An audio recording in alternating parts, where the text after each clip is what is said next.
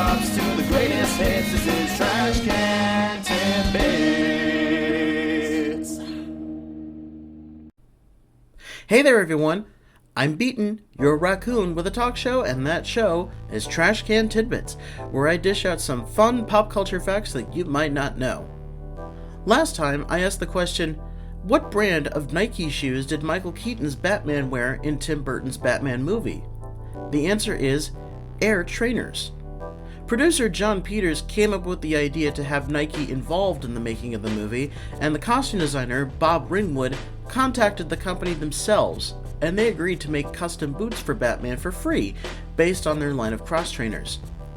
You can't really make out the logo because the camera never really focuses on his feet, but Batman is indeed wearing boots with the Nike logo on it. Michael Keaton allegedly loved wearing them because they were so comfortable. Now with that addressed, let's get started with fact number 1. Did you know that 1998 saw the release of 2 movies where Queen Elizabeth I of England was a character? The first was the biopic Elizabeth, where the title character was played by Cate Blanchett, and the second was Shakespeare in Love, where the Queen was played in a supporting role by Dame Judi Dench. Both actresses were nominated for their performances, and Dench would end up winning the Oscar for Best Supporting Actress with only 5 minutes of screen time. Coincidentally, both movies also feature Joseph Fiennes as the main love interest, William Shakespeare in Shakespeare in Love, and Robert Dudley in Elizabeth, as well as actor Geoffrey Rush. Fact 2 comes from Youngkin92 on FA. Did you know that for the movie Field of Dreams, one main supporting character was rewritten from the novel it's based on? In the original novel, written by W.P. Kinsella as Shoeless Joe, the person who Ray seeks out is the author J.D. Salinger.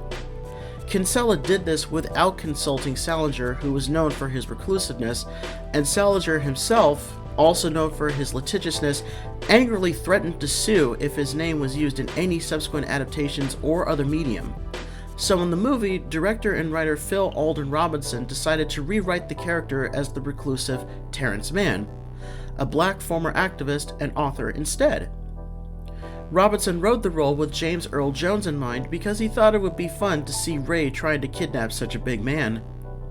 Thanks for this fact, Ken. Fact 3 comes again from another fan of mine, Sky Goodfellow, aka Angel Bear. Did you know that Rocky III served as the film debut for Mr. T?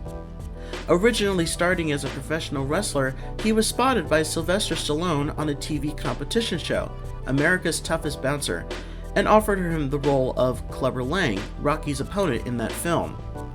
T's appearance even slightly broke the fourth wall. During the scene where Rocky's statue is revealed, the marching band is playing the Rocky theme music, and the head of the snare drums reads Mr. T. The film also originated T's most famous quote. The full line is as follows: "I don't hate Balboa, but I pity the fool." Thank you so much for this fact, Sky. Fact 4. Did you know that Lin-Manuel Miranda cast Andrew Garfield for the lead role in Tick, Tick, Boom without actually knowing if he could sing? Miranda, best known as the creator of the musical Hamilton and the primary songwriter for Disney films like Moana and Encanto, directed the biopic Tick, Tick, Boom, based on the life of the late creator of Rent, Jonathan Larson. After seeing Andrew Garfield in the Broadway play Angels in America, Miranda wanted to cast him, but didn't know if he could sing. It turns out that Miranda and Garfield share the same massage therapist, Greg Neal, and asked him if Garfield could sing, to which he replied that he has the voice of an angel. Miranda went home and cast Garfield. Meanwhile, Neal immediately called Andrew himself and asked if he could sing. He immediately began voice training and learning to play the piano for his role.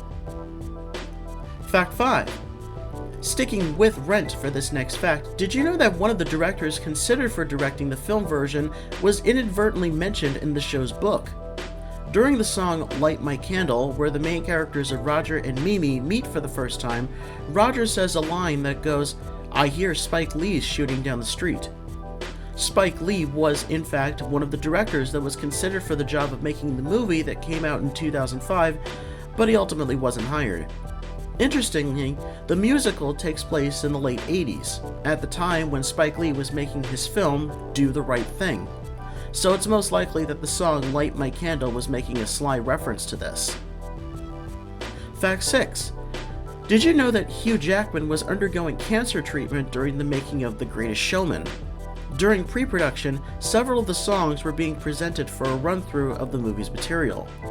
Jackman had shown up with several stitches on his nose because he'd undergone a cancer operation, and he was instructed by his doctor not to sing because that could break the stitches. During the song From Now On, however, he could not resist the opportunity to sing, and he did so. And the stitches on his nose immediately came undone and started to bleed. Fortunately, he was able to have them restitched and recovered in time for the beginning of shooting. Bruh. If I had a major operation and then was instructed by my doctor not to sing, I would say, screw it, I'm gonna sing. Fact 7. Did you know that Celine Dion's recording of My Heart Will Go On was the only version of the song she made for Titanic? Allegedly, she didn't want to sing the song at first because she had just already sung 2 songs for movie soundtracks, Beauty and the Beast and Because You Love Me for the 1996 film Up Close and Personal. James Cameron originally also did not want to have a pop theme associated with Titanic, but composer James Horner eventually got Cameron to relent. Dion's manager and husband at the time, Renee Angelil, was able to convince his wife to record a demo of the song.